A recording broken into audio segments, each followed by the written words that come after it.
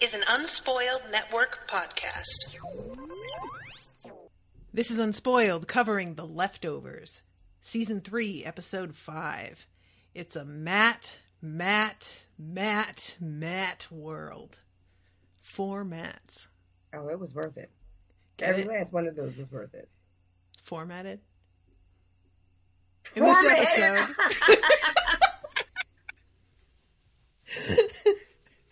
I hate you. In this episode, I really don't like Matt. I know you don't. I didn't know what to do with myself in anticipation of you realizing that this was an all Matt all the time episode. I mean, it says Matt 4 times. I know. I figured. But you don't look at the to Unspoiled. You don't look at the titles, girl. Right? We didn't do it. Oh my god, we didn't do an intro. I kept trying to end the intro and you just kept talking. Welcome to Unspoiled. Oh shit! Get your towels ready, it's about to go down! Everybody in the place hit the fucking deck! But stay on your motherfucking toes! We running this, let's go! I'm on a boat! I'm on a boat! Everybody look at me, cause I'm sailing on a boat!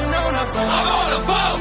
I'm on a boat! Take a good hard look at the motherfucking boat! Guys, everybody, RoShawn forgot that we do intros on this show and she just started talking about shit. You got overexcited. I really did. I love this show so much.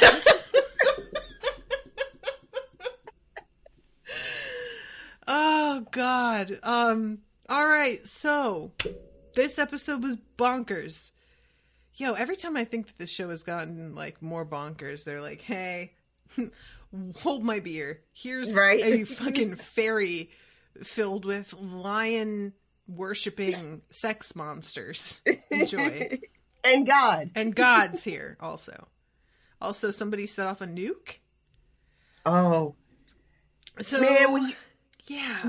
You think, like, the episode opens with that, right? Mm-hmm. And you think, well, clearly this is what the episode has to be about because this is a pretty big fucking deal. Right. But it's not even. No. I kept waiting for that shit to come back. And it just never came back. Nope. It was wrapping up some shit from the last episode. I'm like, yeah. And the episode starts off, here comes this crazy-headed dude. This guy's neck is bigger than his head. Did you notice that? I did not. I was distracted. By what, RoShawn? By him running naked. What do you mean, distracted? How immature. Yeah, this guy comes into we're clearly in a submarine. Right. He comes in his little quarters, strips naked. Pretty good body, what's up? I'm happy about it. And even though he's got kind of a crazy face, like I said. Well, yeah. And the intro, there's no song this time. No, there's just what sounds kind of like a prayer or a litany of some kind in French. Did you look this up? I did. Yes. I knew you had. I did also. But please, for the sake of our listeners, pretend you're telling me for the first time. It's, he's saying... I'm the only hope, the last defense of a species about to go extinct. The warlocks warned us. These clairvoyant sages saw the truth. They said the creature would come 7 years after the first ones were taken, 7 years after the departure. And it kind of goes on from there. So this guy thinks he's shooting a nuke into the nest of a monster that's going to hatch and eat the world. Yep. So really what he's doing is a mitzvah. He's doing a good thing. Except that he, like, never told anybody that this is what he believes or anything? He's the only one. What is he talking about, the warlocks? How else do you think he got his messages? I don't know, Natasha. I want to know. How can they drop something this interesting and then just be like, and on the other side of the world, back to the people you know? remember the guy in the airport when Nora and Kevin were going through and he was screaming how they were going to bomb something and he had to get there? Oh, I have the right to protect myself, was what that guy said. Yeah. I forgot about that. I mean, we never see him. We didn't see him anymore. That's true. Yeah, but I don't care about him because he hasn't actually done anything. Fair enough. This dude, we get to see him in an intimate fashion, first of all. Mm. How about that move to turn both the keys at the same time? That, I just thought he was doing some yoga for a second. Yeah. And I just thought he was like, oh, gotta stretch these bones out. But, no, he's turning that key, which I'm sure was really hard to do. It looked difficult. Right? I mean, sometimes when I have to stand on one leg to put a sock on. Listen, can we just briefly aside here how when you get a belly, it's so much more difficult to do anything involving tying your shoes, putting your shoes on, putting your socks on. Oh, I just tip right on over to the side. Yes. I've gotten just so that now I just sit on the bed and put my leg up on the bed in front of me to do all this stuff because I'm just I'm not even going to pretend that I can balance. We all know what we're here for. But yeah, he stretches out, gets that shit, and opens it up, says another little prayer to himself, and then pushes on the button. Which what else I love too? Starts some shit. When it opens, it's just the prayer in the background. Mm-hmm. But then once he gets into the room, the music switches to this really upbeat kind of jazzy French tune. Yes, that's true. Which is so incongruent with what we're watching happen. But it's just a nice little jazzy number. I know it's kind of a cliche, probably in large part to Quentin Tarantino, but music that is incongruous with what's happening on the screen is always one of my favorite things. Yeah. It can be done really cheaply, but usually when it's done cheaply, it's just a song that too well. Mm-hmm. Quentin Tarantino. Oh God. But yeah, I agree. I enjoyed that touch on this a lot. So yeah, I just I want to know where he got his information from. Yeah. So this is the thing that causes all the commotion at the end of the last episode. Yes. Right. And that's pretty much all we get to tie in with this act, Mm-hmm. other than it's what prohibits them from being able to just fly into Melbourne. Yeah, because all the information that we get on this is background info. And right. I really want to know what damage he really did. How were there people on the island that died? I think there when the scene opens with Matt, right, and he shows up at Arturo, I think his name is. When he shows up at the pilot's home with his casserole that had strings attached. Who brings a casserole and immediately asks for a crazy favor like that? Right. Matt does. That's true. But they're watching the news, and I think the newscaster says that it was an uninhabited island, mm-hmm. however many miles off the coast of Australia or something. So yeah, I don't think that there was any casualties. But there's definitely going to be fallout because you just can't help that. Yeah. Also, this is a dumb question, and I don't know. I assume that they're nukes, right? I'm pretty sure they say it in news when Matt walks in. Do they say it? Okay. I think so, yeah. Because to your point, that definitely would be I would think major fallout. Though they're always testing nukes somewhere. That's true. And we're all still podcasting and talking about the leftovers. Wake up, sheeple.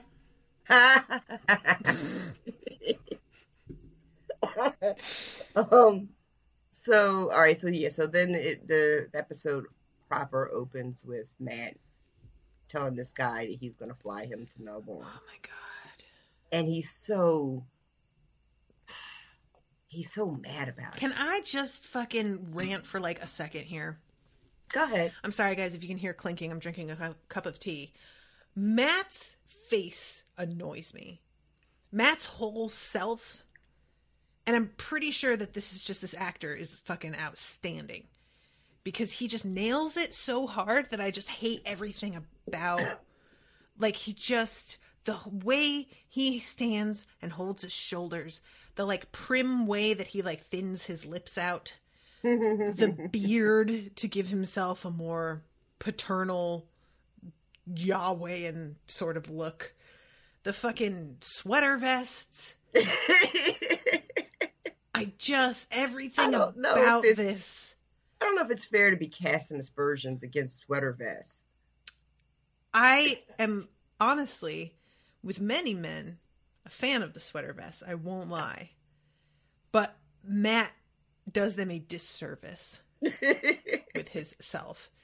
And there is this, like, eyebrow thing that he does that manages to give even the most innocuous sentence this, like, condescension. Yes. That I'm just like, how do you manage to do that? Yeah. He just embodies this self-righteous, this I know and have all the answers to everything. Mm-hmm. So I never have any doubt, you know. Everything that comes out of my mouth, I know is truth. And you're right, it just permeates everything he does. Even when he's doing something that's as shitty as basically guilting this man into leaving his mother's deathbed to fly him halfway across the world on some bullshit mission. I'm just like, yeah.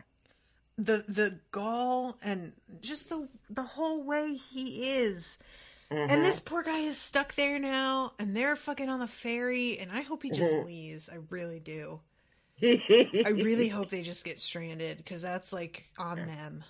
It's not their fault. It's Matt's fault, but, like, they followed Matt out here, so, like, you know, you get what you get. Well, everything that you just said about Matt, you know, and again, credit to the actor, because if we didn't have 3 seasons of that, you know, then we don't get this episode that we just got. True. You know, it doesn't have the impact that it ends up having if we don't have a Matt who is so fucking sure of every single fucking thing, right? Then this whole episode doesn't really have any meaning. It has no weight. That's true. That's something that I was just listening to another podcast today, and they were talking about how TV shows and book series and whatnot versus a single book or a movie just have so much more to work with in the end, because they've built this entire... You just get so much more invested, or at least, if not invested, you just understand a character so much more fully that you can do things with them that would never, ever matter if they were in a movie. You just wouldn't care. Yep. And that's the thing with Matt, is that he's so unlikable and so infuriating that it really is kind of amazing that they make me care at all about what happens to him. Yeah. And it's not like I, am rooting for the guy, but you're in this like really uncomfortable position with him, to be honest, because you hate him, but he's also in the right about a lot of the things later where he's just like, I saw him murder a person and nobody seems concerned about this. Right. And I'm like, I don't want to be on Matt's side, but like, seriously, guys. Yeah. You find yourself getting kind of swooped up in Matt's, what the fuck is wrong with everybody? Yeah, exactly. Don't you all see how right I am? Why aren't you caring about the thing that I'm telling you to care about? Because it's obviously so fucking important. Yep. It's more important than all the shit that you guys are caring about, which is basically just Matt all the time. True. Why aren't you caring about what I care about? What I care about is more important than everything else. But in this particular moment, it kind of is. Because he did just see some guy get tossed over the edge of the boat. He's the guy who cried important thing. And now nobody thinks anything he says is important because he just loves doing this so much that everyone's fucking tired of it. Yeah. Now.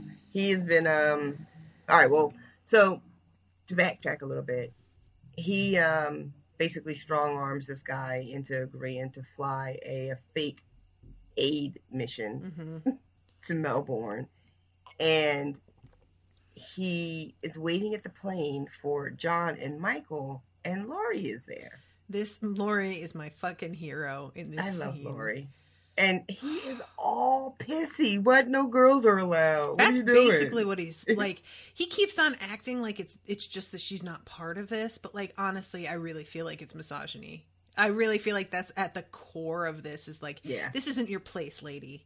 Right. And she's right. They know where Kevin is because Kevin called her. Mm-hmm. She's the one that your Christ chose to talk to, buddy. Yeah. What about Mary? It's got to stick in your craw a little bit. Probably. And I think, I'm not going to discount the misogyny part, but as important, I think, has to do with the fact that Lori doesn't have any faith, as opposed to John and Michael. Yeah, that's probably more of it. You're probably right. So I think it's just the tone that he takes with her that makes me feel that way. But I think the tone is born out of that superiority from faith. I think you're right. Yeah. But you're right. That tone was very much like a little kid saying, "You can't come and be part of my playhouse. You know, you can't be in my club." And he's so insulted that Kevin has called Lori. You know, when she's like, "Have you even talked to him?" I left him a couple messages. And then Lori has to say, "Well, what about Nora?" And Matt is like, "Nora, who?" The look that she gets on her face, that she's just like, "I can't believe that I'm needing to tell you which Laura right now. Are we serious?" Yeah, because Matt is not thinking about it. His whole thing since we met Matt has been trying to tell everybody else that he knows what God is doing. Yes. Right? We first met him, he was telling us it wasn't the rapture. I know it wasn't the rapture, and I can prove to you it wasn't the rapture. And then the whole thing with Miracle, you know, he knows. Yeah. He alone knows. And every time Matt starts some shit like this, he gets a fucking sign that he doesn't know. Yeah. Right? And he gets one this time because Kevin doesn't fucking call him. Not the Kevin he wants. He keeps getting calls from Kevin Sr. Oh my God. I love that he's got the one Kevin that's like worthless, in his eyes at least. But and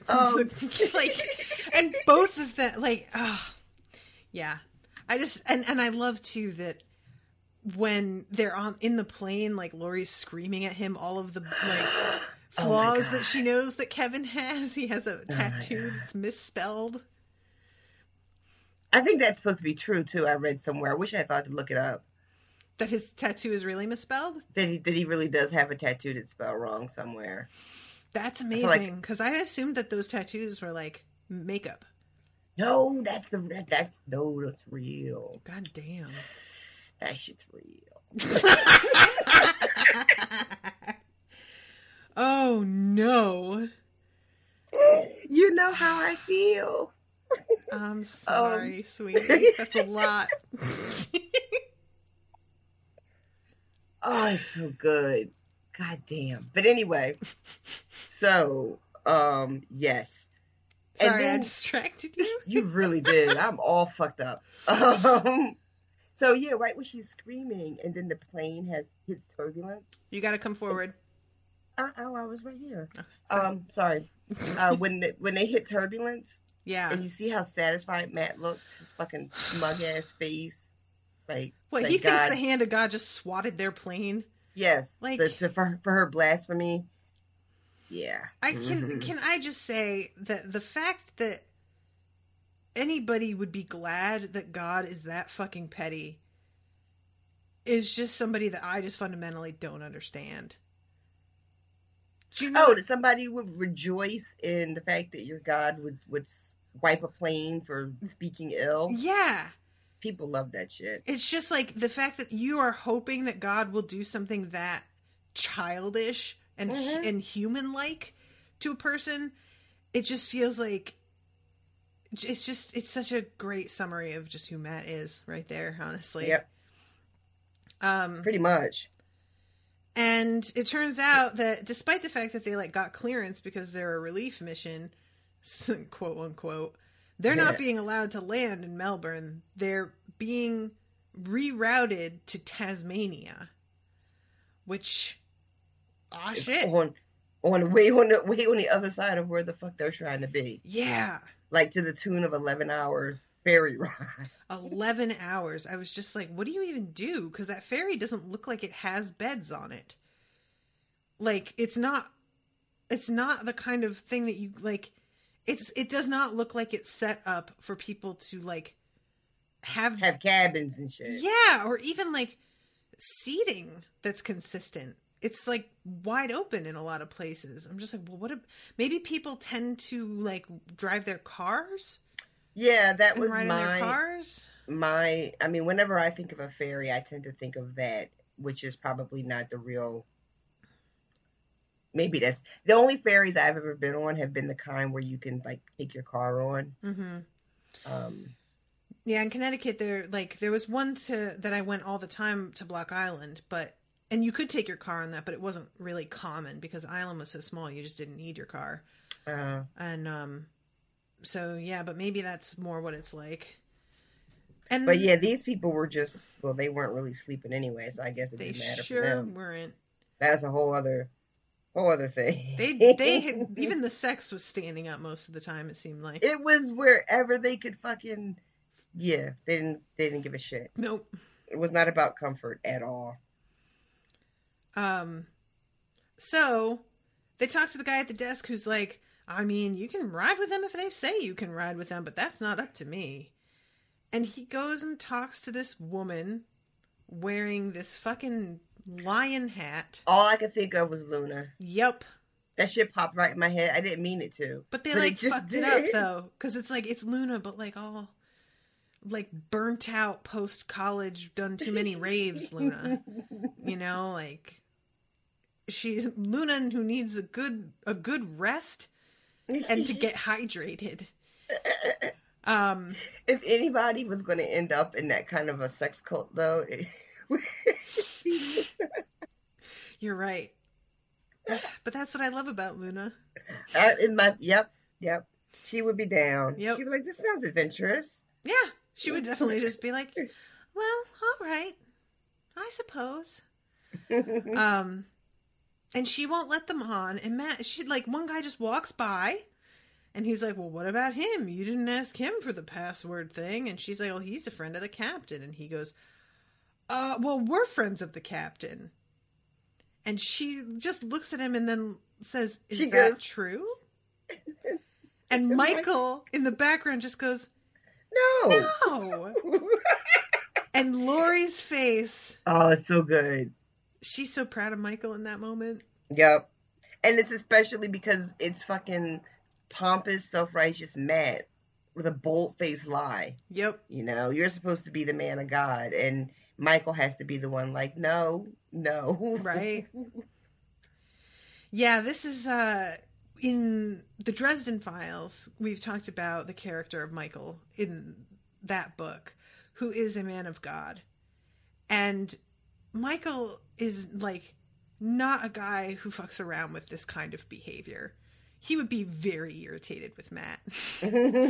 I just like think I kind of think about them with one another, but like I compare them to one another because of their attitudes of like believing that things are meant to be and whatever, but how different Michael's attitude is, which is I'm here at God's disposal. Basically, Michael's attitude is that he will be told what to do and will do what he is told. Well, and Matt thinks that's what he's doing, but it's not. But you know what, though? It's different. And I don't know that much yet about Michael from Dresden Files, and this might not end up being true. But I thought that Michael actually does... Michael actually does know what God, like he is in communication with God in a way. That's true. In some kind of real tangible way. Mm-hmm. That's true. Matt doesn't have that. Mm-hmm. So Matt's faith is different from Michael's in the sense that it never gets the confirmation that Michael gets. That's true. That someone is really listening. You know what I mean? Mm-hmm.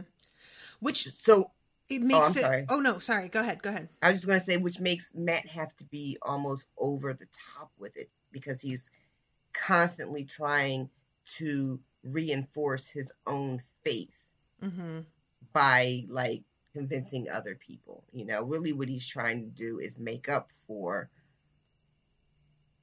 the lack of faith that he really has, you know?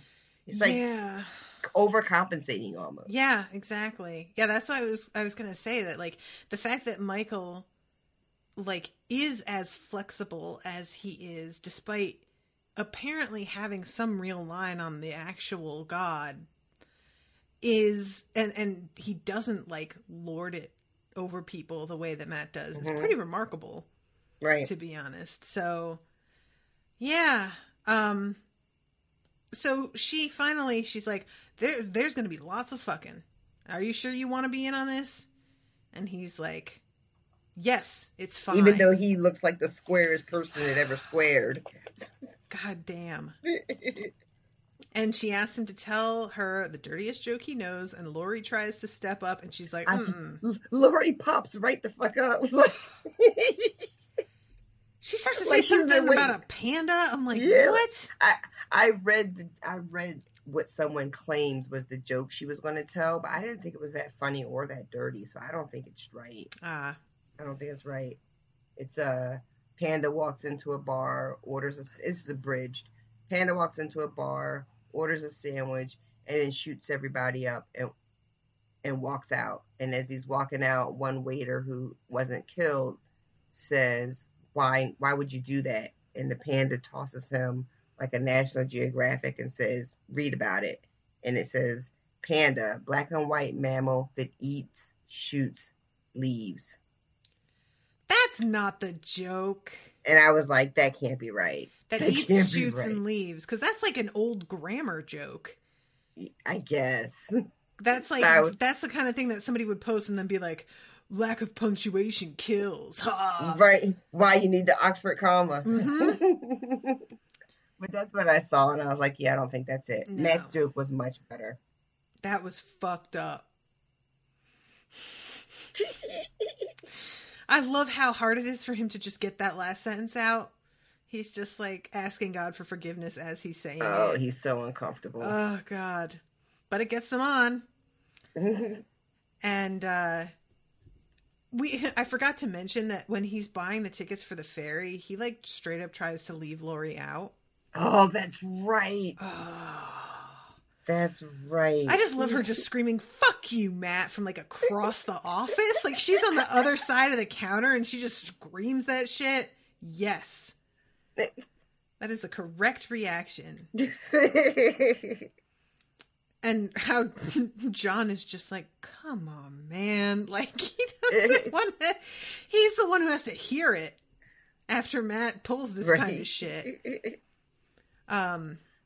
So finally, they get let on. He's had this awful, like, nosebleed on the flight. Mm-hmm. And later on, when he's talking to John and Michael privately, it starts to happen again. And he also had been taking some pills and tells Michael that it was for his allergies. Yeah. Michael says, why don't you tell Lori you're sick on the plane? Mm-hmm. And Matt's like, I'm not sick. Yeah. Yeah.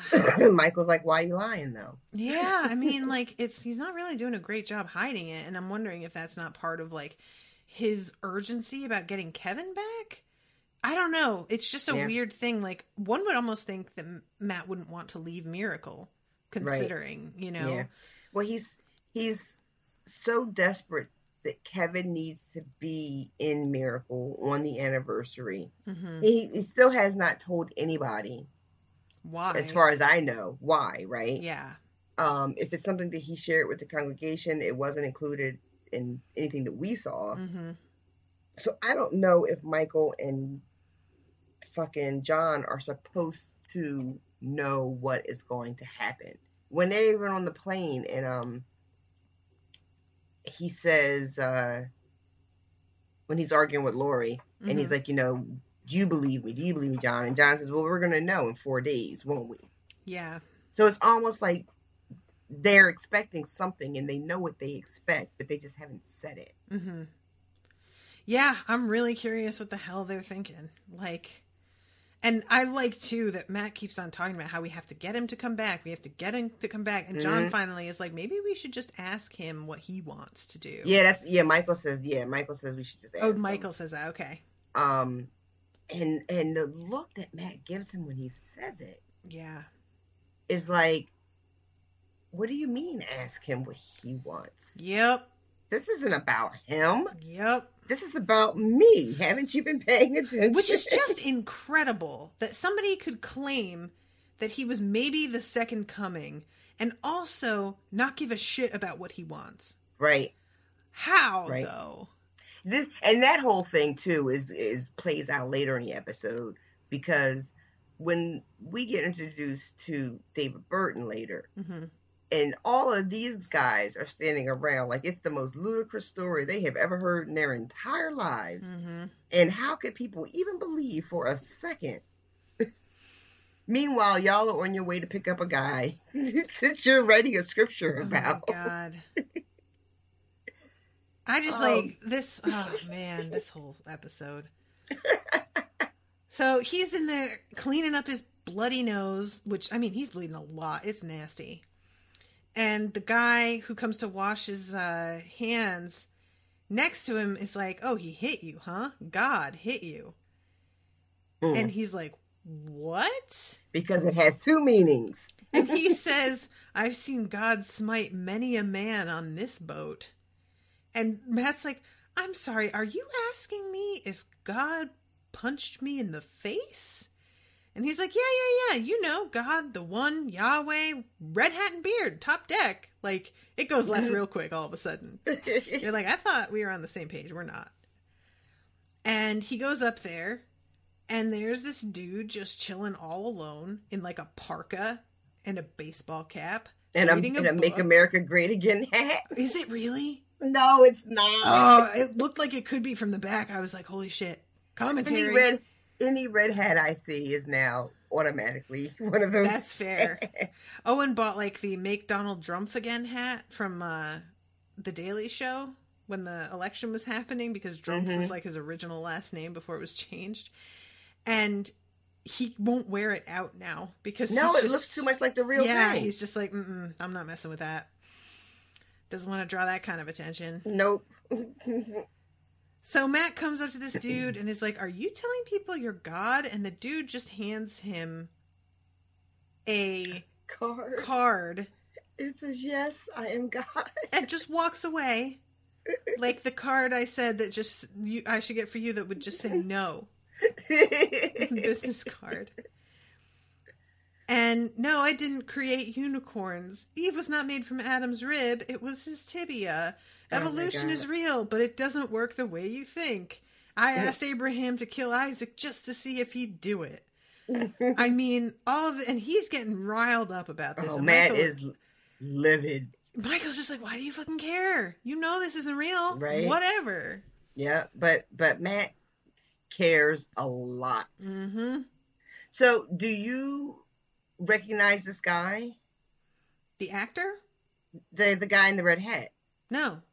From this show. No. Okay, so that's David Burton, whose name we've heard before. David Burton was the addressee from the guy in the pillar in the second season when he gives mail to Michael. Oh. And he's also the guy that Kevin meets in the hotel. He's the one that tells Kevin he has to sing to go home. That he has to sing to go home. Remember when Kevin sings Homeward Bound and like the karaoke of the hotel when he... Oh. Man, those are some deep cuts. I would never have put that together. And he's the guy from The Bridge, too. That Kevin, when he has Patty as a little girl. How weird. Yeah. Huh. All right. Well... I don't know what to do with that. But there's some information, folks. So I'm just going to sit with that. I don't even know. So, let's see. Him and Matt have this conversation and he gets all annoyed. And he walks through this whole big old orgy to go. Can we say how unappealing all this sex was? I loved it. They're just like, we're going to have the most ordinary people, and we're going to have them in these like straight up unflattering costumes and weird hair, and we're going to have them in some awkward looking positions. Everything looked really uncomfortable. Everything looked uncomfortable. Everybody looked cold to me. Like, even though it didn't seem like they were cold, well, like it was all damp and shit every time they went outside on the deck, and like all the windows were open. And I mean, I don't mean unappealing like the people were unattractive. I just mean like they couldn't get a pillow. But I think that's like a combo of just having like really ordinary looking people, and we're gonna and like they're in outfits that like look like they strain and pull in the wrong places, because they're all like held on with like straps and shit, you know. I was looking at one outfit and I was like, those pants aren't made for easy access. Why would you wear those pants to an orgy? There are so many outfits that I don't understand why you'd wear them to an orgy.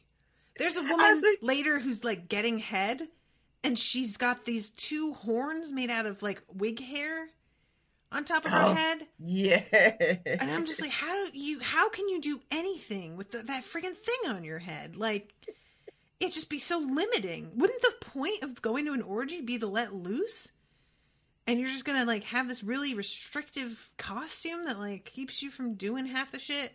I don't know. Maybe I'm just not in the spirit of the thing. Maybe we're just old fashioned. Maybe I'm just old fashioned, but I wouldn't wear a headdress to my orgy. That's all I'm saying. So him and Lori have this like little heart to heart where she tells him who Frasier is, this lion that like all these female lionesses would not mate. This is a great story. And they kept on like resisting the amorous advances of the other lions until finally they imported this old fucking lion who got it on with all of them at the age of 91 and sired 35 cubs, which is fucking impressive. Yeah. So this is also true. And that's what the song, because there's a song. Mm-hmm. Yeah. Which is just crazy. Who hears a story about this old ass lion fucking all these lionesses and is like, you know, that'd make a great blues song? I mean, and then who later incorporates it into your TV show about, I don't even know what the fuck this is about. I'd like to think that he was just researching weird shit in Tasmania, and there was this like odd sex cult that came up, and he was like, oh yeah, I'm totally doing this. Like, yeah, how do you resist that when it just lands in your lap? That's what she said. So yeah, they're talking about, finally they get to the point about Kevin, and she accidentally blurts out about how he saw Evie, and Matt, like a dick later, has to fucking tell John. Yeah. He lashes out because he promises that he won't say anything. Mm-hmm. And we all know he's full of shit. Yes. And then like a whole 5 minutes later, after he has the run in, let me see, when does he blurt it out? Is it after he sees? I think it's after he sees the murder. And like after John acts like, oh yeah, sure, I believe you. And he kind of is like, you don't believe me. Just like you thought I raped my wife. Right. So I think that it's like him lashing out both at Lori and at John. Yeah. What did you think of the way John, because John takes the news in a way that it's clear Matt didn't expect. Yeah. I was like, it's funny that you asked that, because I was like really paying attention to it when it happened. And then I didn't know what to do with what I was seeing, and I just tabled it. Right. Because he seems to get it. Mm-hmm. Like why Lori didn't say anything. Yeah. And he seems to come to terms almost immediately with the fact that Kevin is sick and he's seeing shit. Because the way that Matt phrases it is that he's trying to act like John is in denial about Evie being dead. Yeah. And that I don't get that sense. That Kevin seeing it is somehow proof. Mm-hmm. Because we have decided that Kevin is whatever, the Messiah or whatever. Right. That he doesn't have, we have decided that Kevin does not have delusions. Right. So if Kevin saw something, then he fucking saw something. Mm-hmm. And if Kevin saw Evie, then John is supposed to believe that Kevin really did see Evie. Mm-hmm. But John he says, I wouldn't have told me either. Yeah. Which is really just like 100% I'm Team Lori here. Yeah. I'm not buying into this particular delusion of Kevin's, which Matt seems to take as though, well, that means you don't believe any of it anymore. That, like, first of all, can I just say that John sticking with Lori and being on her team this whole time just made me so happy.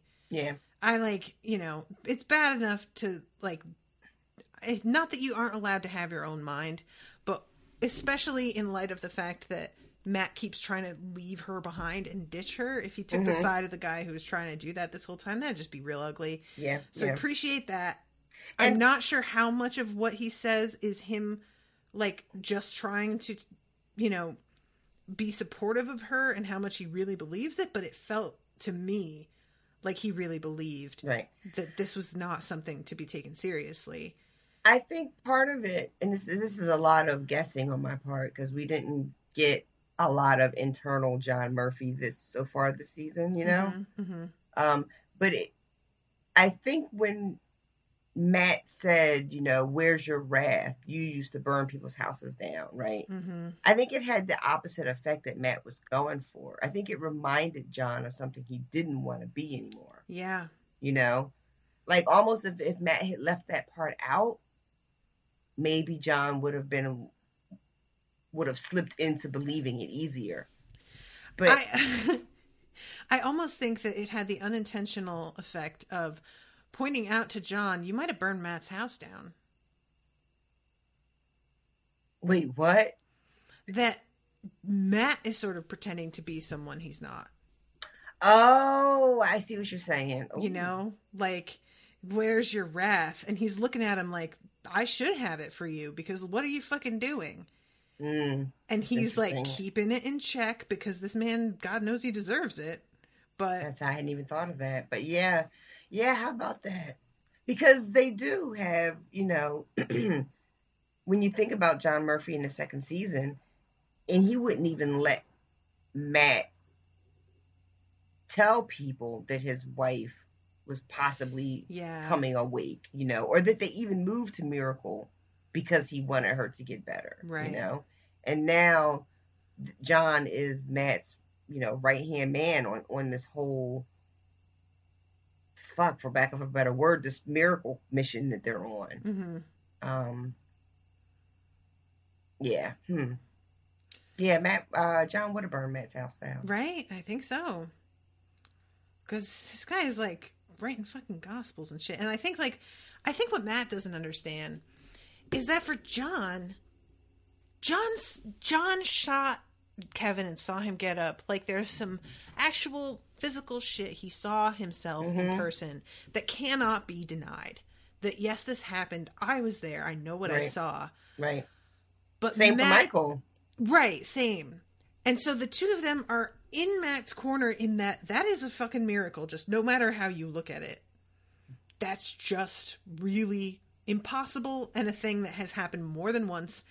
I know I wasn't imagining it because he saw it too in a different, like in a different place at a different time. But Matt is assigning meanings to it that they are not ready for, that they don't support. Yeah. And Matt doesn't get how, like, he's just, and taking it on faith feels like a generous way to put it. Here's the other thing, though, about Matt. Like, that ties in with his fucking overdoing, overcompensating. Because Matt, the man of God, has not been a witness to any of this. That's true. Right? He hasn't seen Kevin do any of this stuff. This is just what he's heard from John and from Michael. Mm-hmm. But of course, he's got to be the one that's like, you know, full steam ahead with it, even though he hasn't been a part or a party to any of these miracles. Mm-hmm. So he has to just fucking do too much. John and Michael saw what they saw, and they don't really can't explain it, but they also don't need to, like, it's like when we talk about Michael from Dresden Files.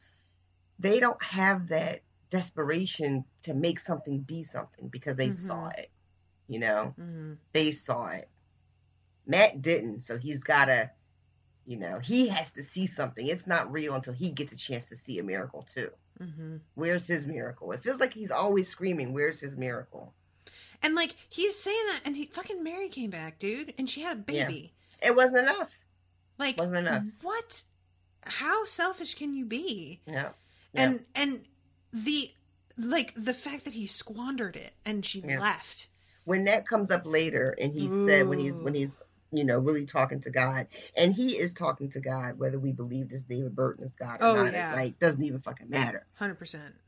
He is saying, you know, I sacrificed and I let my family walk away. Let's wait and get there. Oh, okay. Because we're jumping all over. So this conversation with Lori goes fairly well, except for, you know, him pretending that he's not going to say anything about Evie, and we know he is. And then he vomits over the side of the ship because he's sick from his meds. And then he watches some dude get thrown over the side. We never find out anything about what this is. Nope. Why this guy got thrown over, who he is. Nobody believes Matt when he brings it up, and there's no manifest for the ship. So there's no way to, like, take roll call and find out who's missing. It's pretty much the perfect situation to be able to murder people. Which you feel like the little bit we know about this guy, he probably just did it because he fucking thought he could get away with it. Exactly. There was probably no more backstory than that. That's probably all. Like, he's got a God complex. That's all it takes, you know? I tried to make a note of what he was reading, but I could not catch it. Oh, okay. Yeah, I didn't like... I was thinking about it after he was like, what'd you do with my book later? So he goes and runs inside trying to get somebody's attention. Nobody could give a shit. And, like, he finally goes and grabs that like, little life preserver, whatever you want to call it, and jumps over the side. And, like, that shit was sitting right there as soon as that guy went over. I was like, toss that to him. What are you doing? I was, like, mentally yelling at him. And instead he, like, runs inside. I'm like, you're wasting time. This is a ship that is, like, moving. I was super annoyed that he didn't think, you know, and wastes all this time. And then he jumps over the side. You're not going to find that guy now. It's pitch dark out there. And it's... We're near Australia. Can you think of a worse place to be helpless in the ocean? Just floating? That all sounds terrible to me. That is the worst. Like, that part of the world has some of the deadliest, most poisonous, most electricalist. Like, pick anything about any animal that's dangerous, and they're like, oh, ours is the biggest. No, ours is the most poisonous. Ours has the most claws. Ours has extra teeth. Like, there is no place I would want less to be in the water. I would even rather be somewhere where it's, like, below freezing. Because at least you'd die quick. You wouldn't get fucking chomped or electrocuted or whatever the fuck. So, yeah, he just jumps over pointlessly because he thinks it's the right thing to do. Which, on the one hand, I appreciate that in the heat of the moment, he actually, like, does something. But then nobody believes him, and everybody is, like, telling him to calm down, that there's really nothing to be done. And the captain is like, well, you know, that guy isn't really my friend, but... Yeah. This captain's whole attitude is, I'm not trying to do any extra paperwork. Yeah, and kind of like, well, if you signed up for this fucking cruise, you're probably a weirdo, so I don't know. If you're dead, I guess it's just not that big a deal. Yeah, he's not trying to do any extra work for the people that he has on the ship right now because he doesn't think anything of them. Nope. Like, they're just not worth it. Yep. Matt can't be trusted because you're on this ship with him, even though Matt's like, these aren't my people.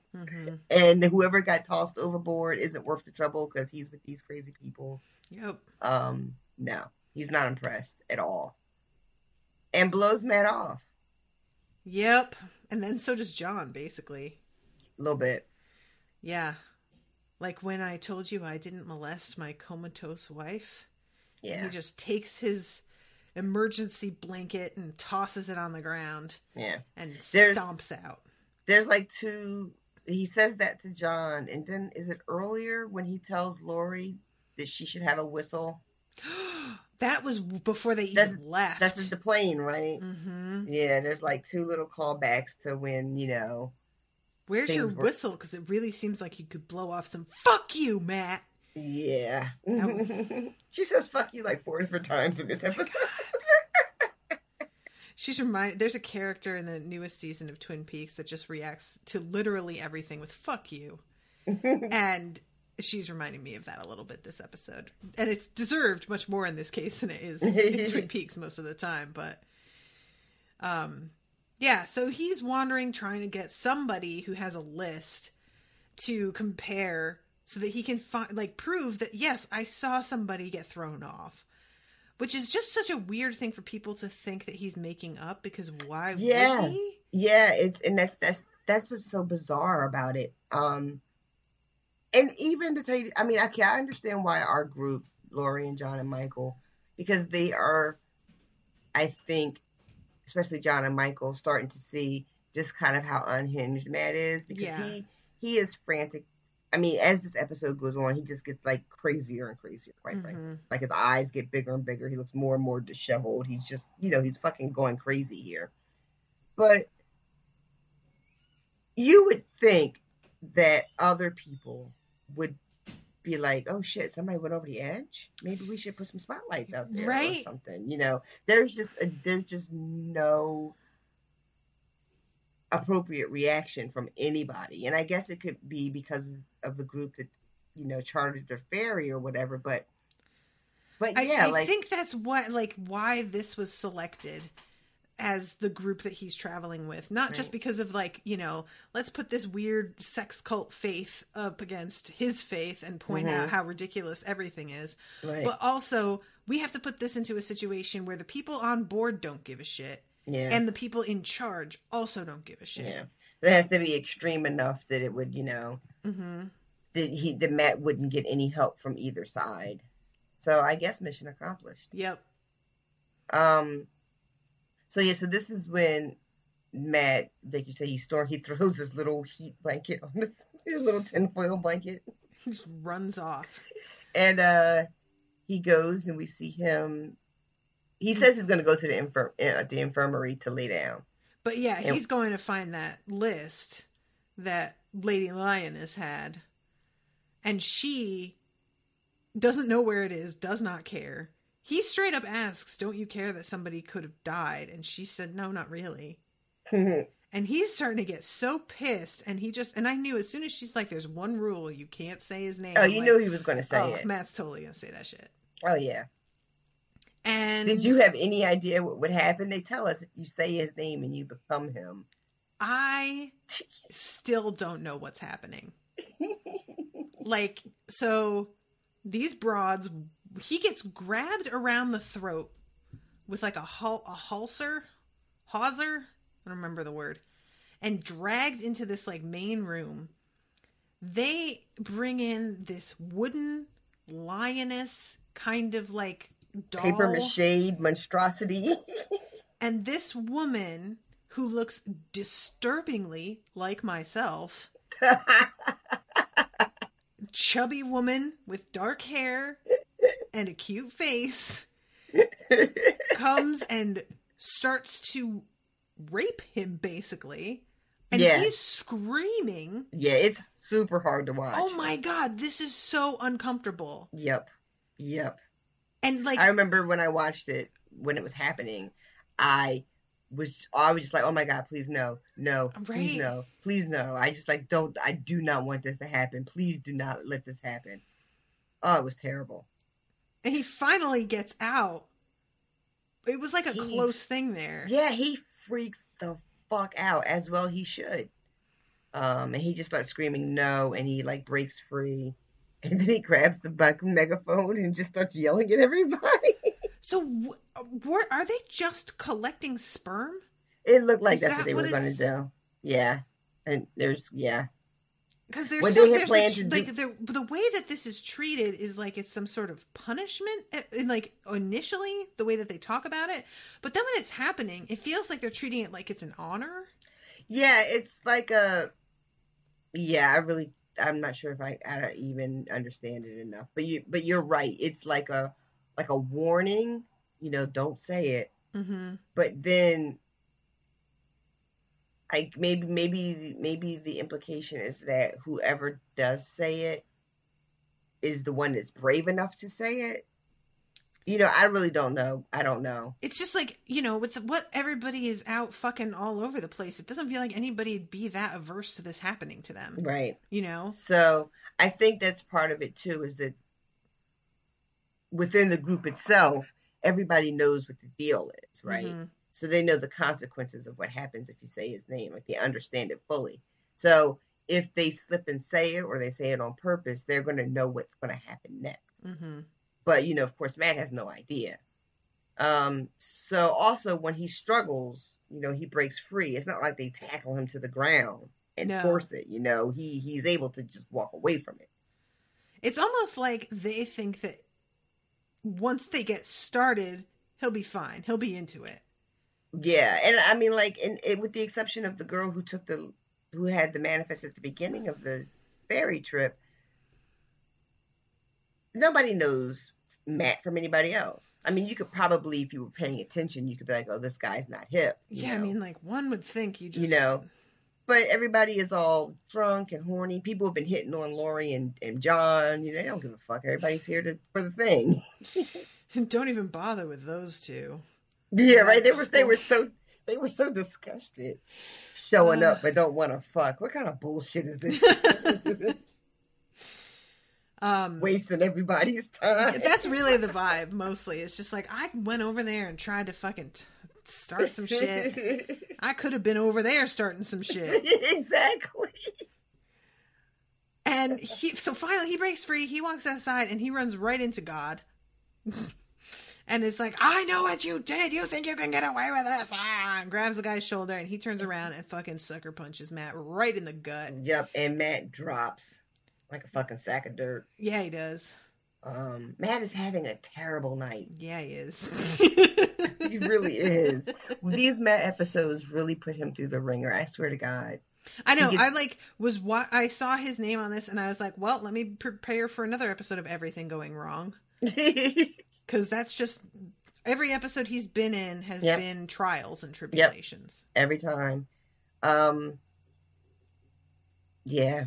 Oh, this episode was so good. because we'll get there. We need to hurry up and get there. Yeah. So this girl comes over as he's like on the ground wheezing from being punched and says, hey, I agree with what you were yelling in there. These people are fucked up. We're not all like this. And when we dock, you stay safe on the boat. All right? Just stay on the boat. In this sort of tone that I'm just like, I don't like this at all. No, I was like, shit, I'm staying on the boat. She means business. No. I meant, I believed her. I mean, like, I don't like this. Like, what is she planning to do? Oh, okay. It sounded like she was going to open a machine gun up on whoever was on the dock.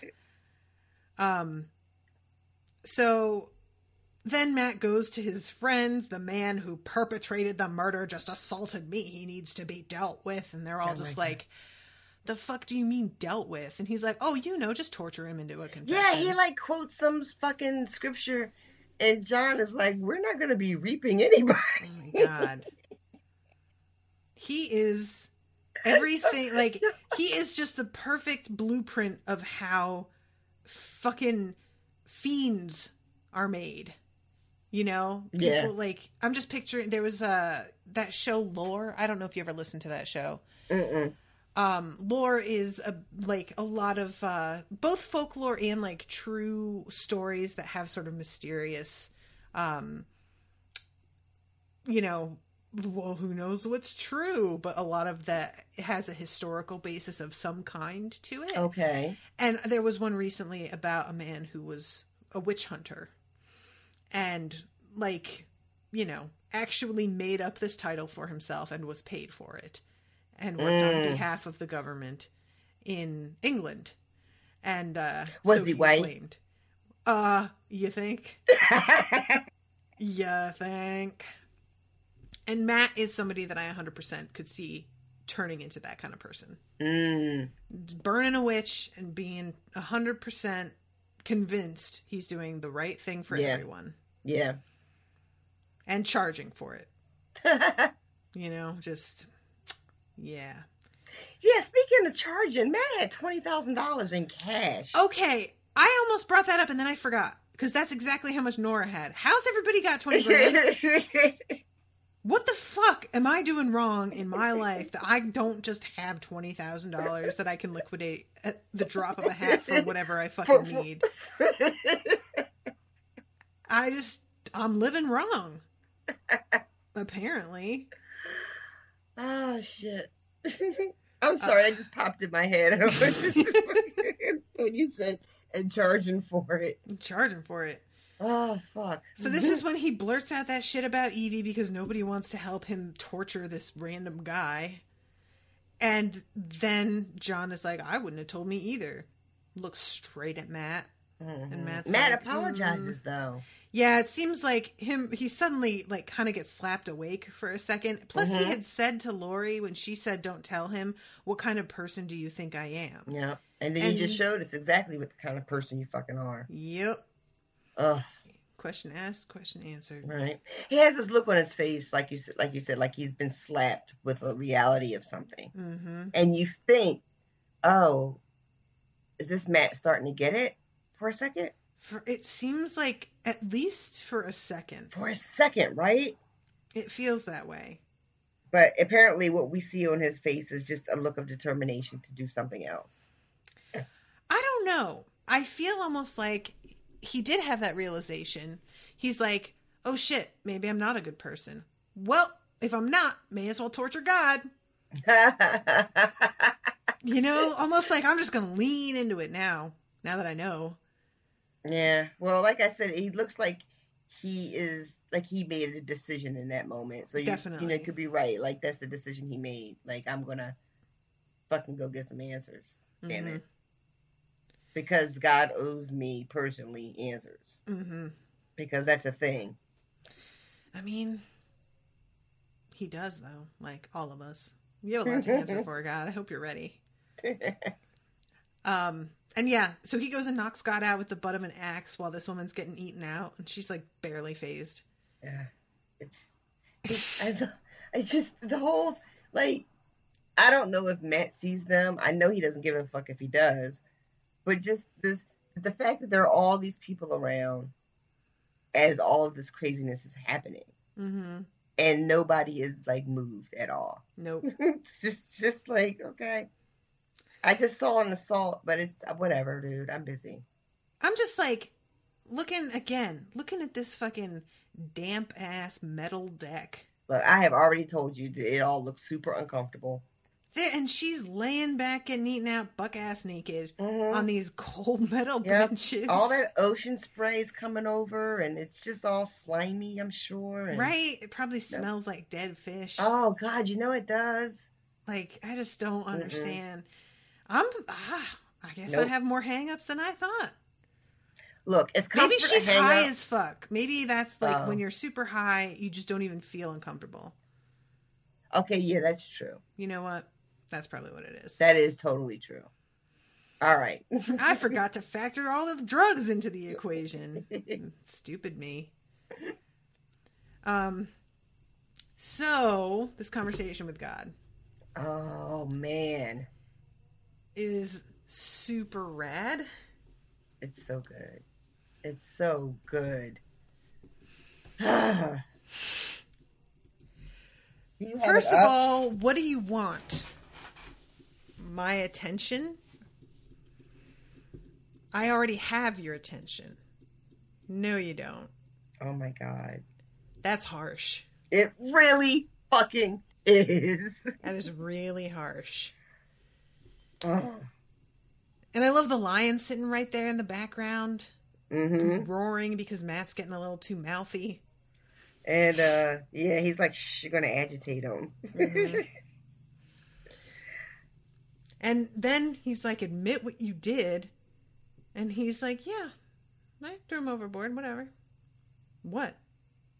And Matt's like, well, you're gonna tell the cops and stuff, right? And he's like, what? Why would I do that? Like, he's like, you know that he knows what Matt's thinking, so him doing this is just to infuriate him a little bit, but also it does feel like he's just sort of impatient for Matt to catch up to what's actually happening here. Yes. You know? And this guy has been doing this, longer than Matt's been talking to God in this way. Yes. Like, this is a performance. Mm-hmm. This is what this man does now, we'll talk about what we believe his deal is, maybe a little bit for a minute or two at the end, but yeah, you can tell this is not the first time he's had to talk to someone like this. Mm-hmm. Matt, on the other hand, is completely losing his shit. Yeah, and the thing that really, because Matt's just yelling at him about, oh, you weren't always God, and what about this bullshit? Mm-hmm. And then so why isn't Jesus anywhere on your card? And he's like, he wasn't my son. And Matt looks like he's been fucking slapped in the face. He says, are you denying paternity? Which is such a weird phrase. Right. To say, Mary's word against mine. And yet you still see fit to steal his story for yourself. He was the one who died and rose again. No, he rotted in the cave. He had an identical twin. That's who everybody saw after. Well, which, that is some shit. I fell the fuck out. When I first watched this, and he said that, I wasn't ready, because, I feel like that's an old joke, but it's just not something I ever expected to hear. Mm-hmm. Definitely didn't expect it to be part of a TV show that I was watching. And I absolutely never expected to hear someone who was supposed to be God fucking saying it. Yeah. And Matt can't even get words out of his mouth. Like, in this moment. It's just like, it's the most plausible, reasonable thing you could say to explain, the whole thing about Jesus Christ and resurrecting and all that, mm-hmm. And it must be so incredibly insulting to a person of faith. I just love, like, well, what about giving up his life for, seems like a lot to ask somebody. Oh my God. It does seem like a lot to ask somebody though, right? Yes. Then what do you take responsibility for? Dinosaurs? The Black Plague? Mount Everest? The Mona Lisa? The sudden departure? Yeah, that was me. Listen. Again.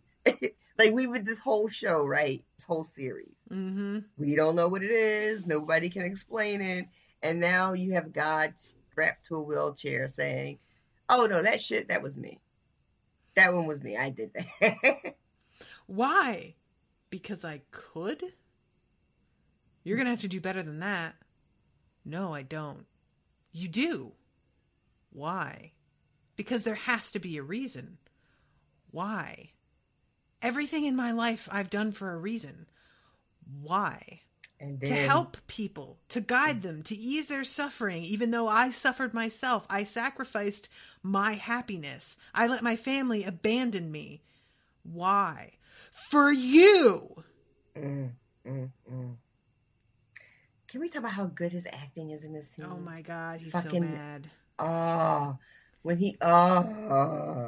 Like, I don't know exactly when in this conversation it really became Matt talking to God, right? Right.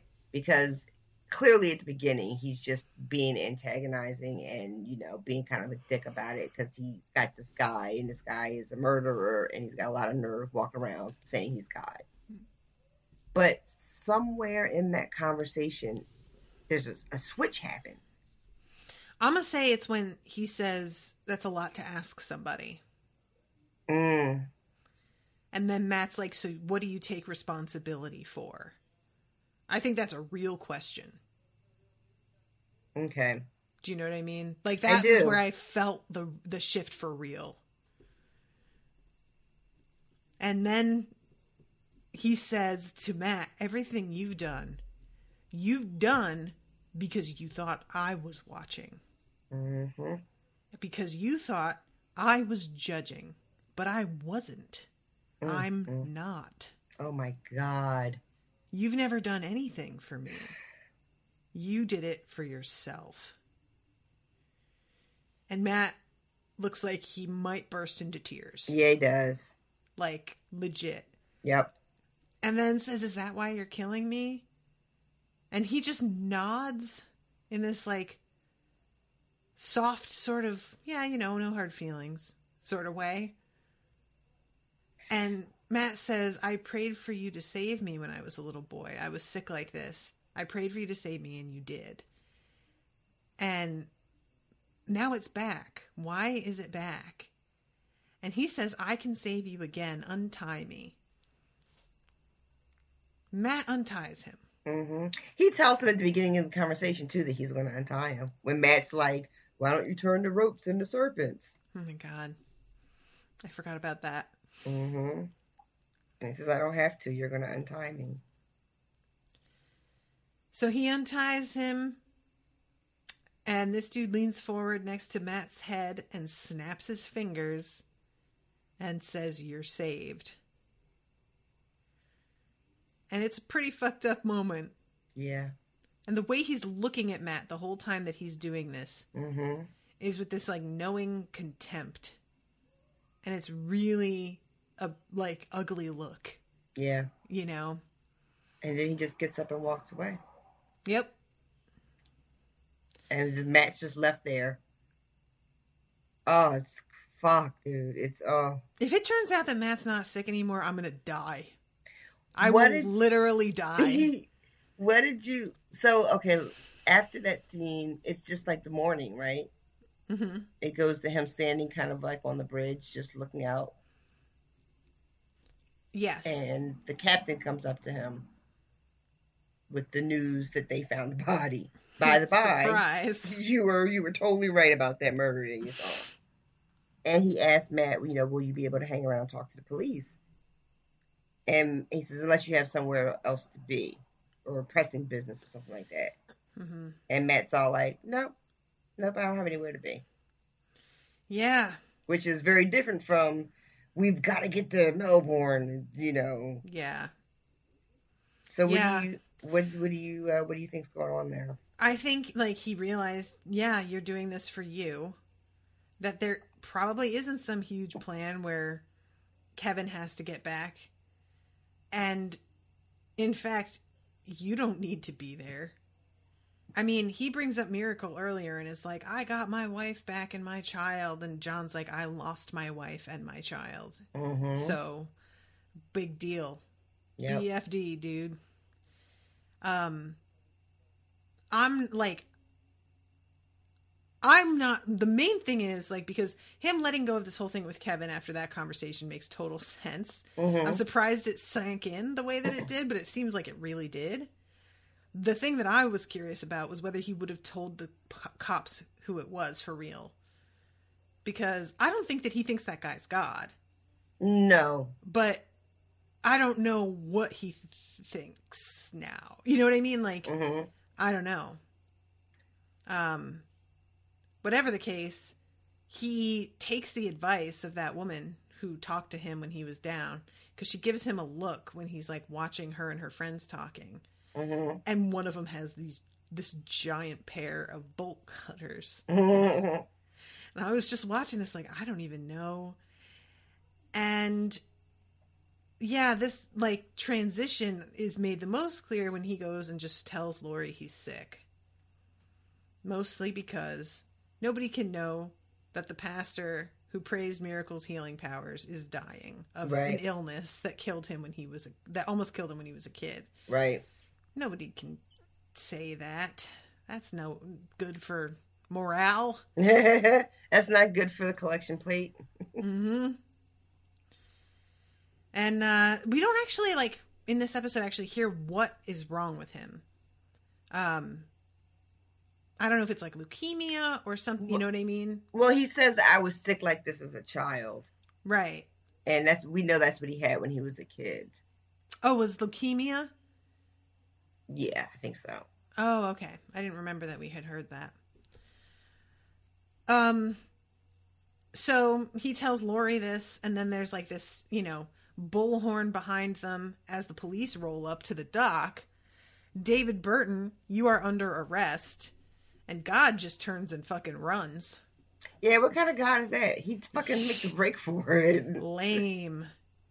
And he turns and runs, and these fucking kids cut open that bolt, let that lion out.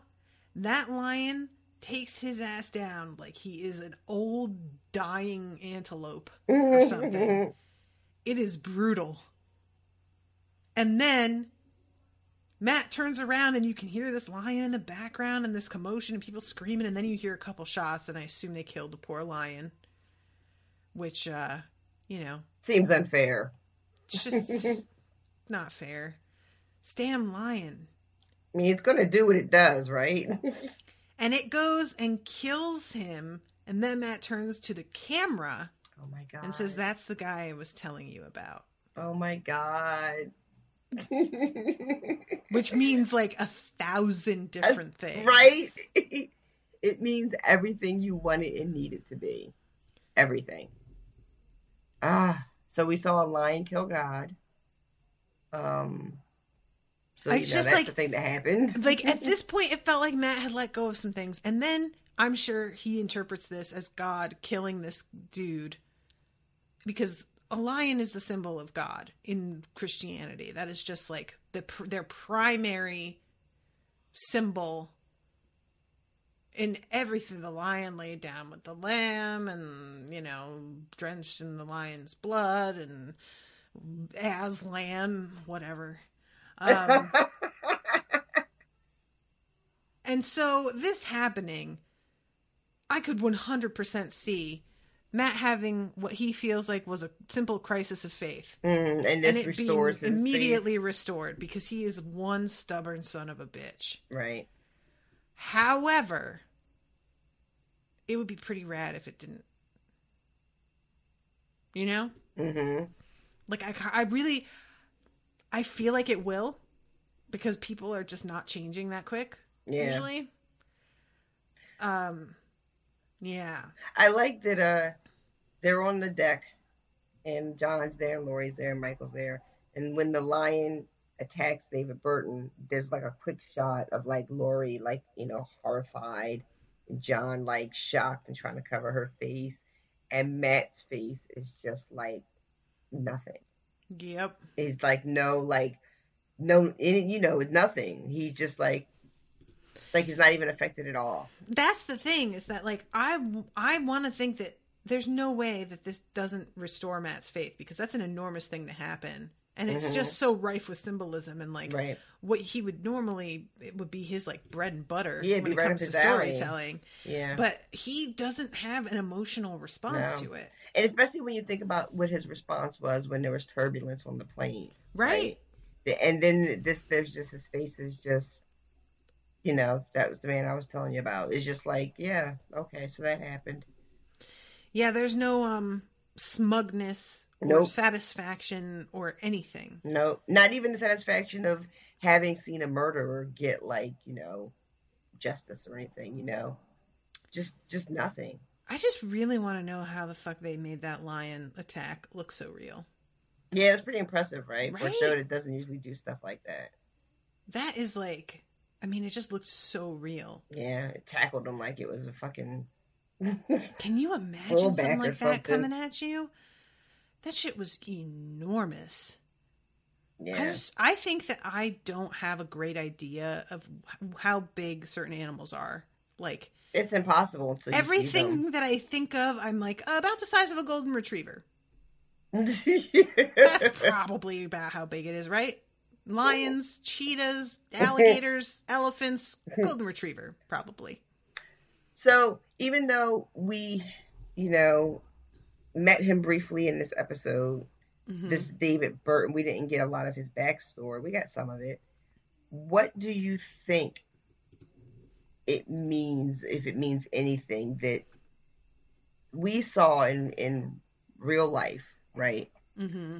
Someone that Kevin has met in the hotel. I don't know. Because he met Michael's grandpa in the hotel too? Yeah, but he had met that guy in real life before. He had met Virgil before he drank the poison. So what you're saying is that if it were a product of his imagination, he could have put him there. How would this guy, he couldn't have imagined up, and he's somewhere else. As far as we know, there's no way to have imagined this particular person. Also, this person who has at least a similar mythology as Kevin does, who supposedly died and then came back to life. Yeah, that's the main thing that I meant to touch on that we didn't, was just how differently he's handling it than Kevin.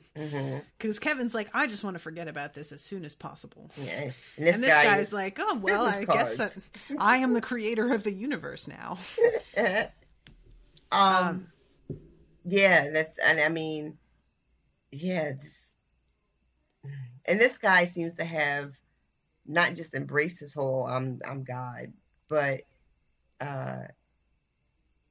has got a following, but not like a cult following like what Matt is trying to do.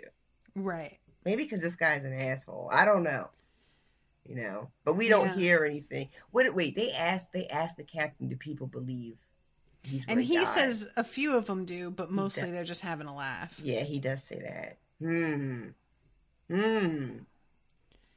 Yeah, I do not know. I'm not even going to try and hazard any guesses either, because this show constantly is just like, whatever, I'm doing my thing. And I'm over here like, oh, okay, well, all right. Yeah, I just really I love this episode. I just really want Matt, I don't want Matt to be broken of faith. I just want Matt to see that not everything has to be about him. Because that's the main thing. Yeah. You can have all the faith you want, but he always has to be the fucking center of shit. And that's just such a, oh, God. And there's a weird thing that I read one time, a long time ago, about how kids, sometimes children who get very sick when they're very young, and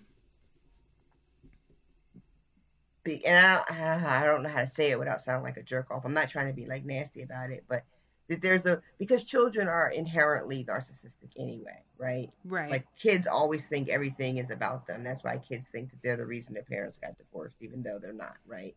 Because that's just how your brain kind of works when you're a kid. That's just so, I always have heard that, and as a kid, I was just straight up like, my parents are fucked up. I know that's not on me. I just never, ever had that, but I know that that's typically a thing. So sure, let's go with that. There's a thing that happens sometimes with kids who are very sick when they're very young, and they think it is, also about them, as opposed to it just being, just shit that happens. Okay. So that if you think of Matt as a kid who was sick, who was raised in the church, I think he says it was his parent. His dad was a minister, I think they tell us in the first season.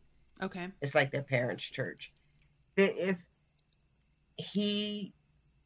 his faith got all tied up with that sort of weird narcissism that happens for children, and that he just never outgrew that. That just followed him his whole life. Right. And then then their parents died in a fire. Yeah, there's just a lot of fucked up shit for Matt, I mean, when you have a lot of tragedy, there's one reaction will definitely be, there's got to be reasons for it. Right. That's just human nature, is you have to believe that this isn't just random, because if it's random and it just happens to be happening all to me because of pure coincidence, that's just so much more cruel. Yeah.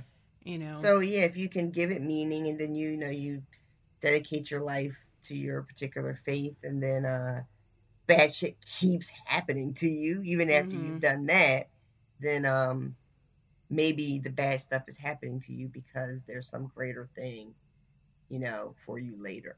Yeah. Yeah. I mean, like, and I totally get that. I really do. Like, I'm not saying that in this condescending, like, I mean, I get it, but I just don't. No, I really get that. That feels so comforting. Like, just wrapping yourself in the idea that this is all part of a test, or this is, a message for me to take my movements in this direction. And that feels great. And I am not like an atheist. It's not that I just straight up don't believe in God. I think that there's some kind of force of some kind out there. But I sort of, what this guy says is how I picture it more like, which is it's not personal. It's not like watching you and your actions. It's not judging you. That's all on you. And I mean, when you're the only person who's judging your own actions, depending on the kind of person you are, that's either amazingly liberating or utterly terrifying. And I just don't know what kind of person I am, I guess. Like, if you're imagining that there's nothing that's watching you and caring about what you're doing, then it just comes down to other people who know what you're doing, right? Basically, I mean, if the only consequences for your actions are going to be the result of other people knowing them, right?